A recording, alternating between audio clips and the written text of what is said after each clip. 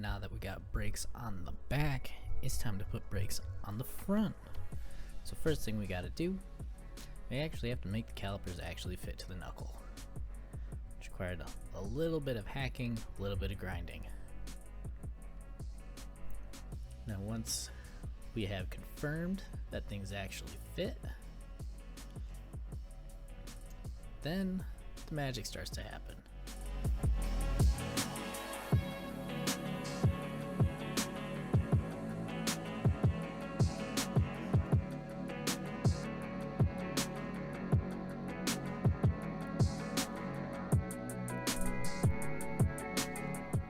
Now this fit is very important, just like on the rears, on the fronts, we need to make sure that the brake pads are actually going to interface with the rotor where we want them to. You just got to double check that without any shims in there, our pads are actually contacting where they need to be, and these are. Now we just have to do it for the other side.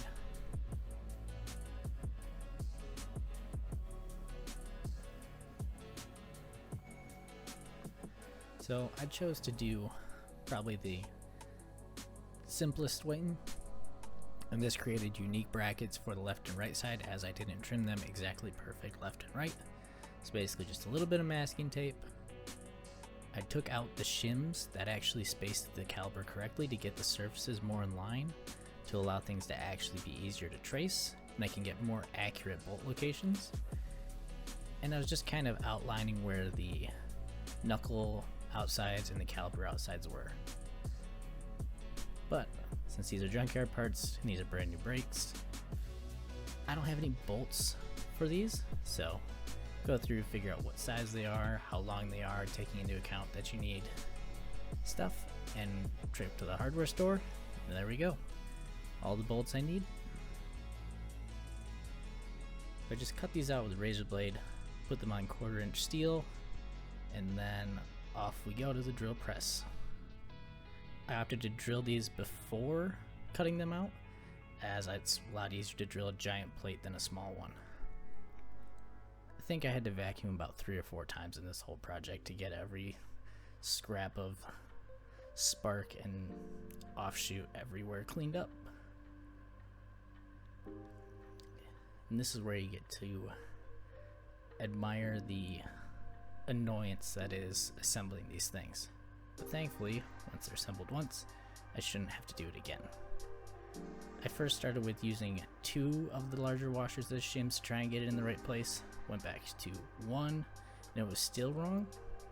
So, as you can see, the one pad is spaced really far, and the other one is not so much. So the caliper needs to be shifted just ever so slightly in the one direction. So I actually picked up thinner washers at the same time, and it turned out having one thick and one thin lined things up exactly where they needed to be, and I had to drill out the insides to match the 1/2-inch bolts. But once they're drilled out, time to assemble things. And this is where, well, both fun and nightmares happen.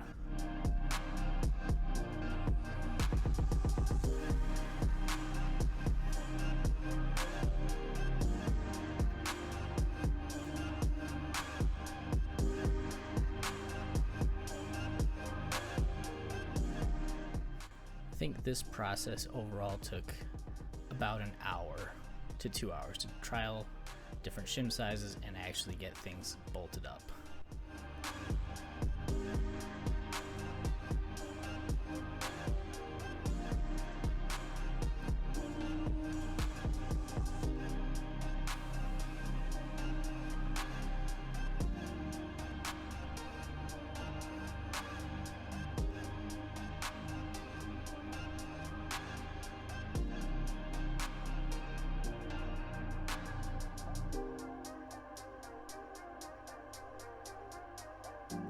There you go. It spins free. There's no grinding, there's no catching. The knuckles move as they should, calipers move as they should.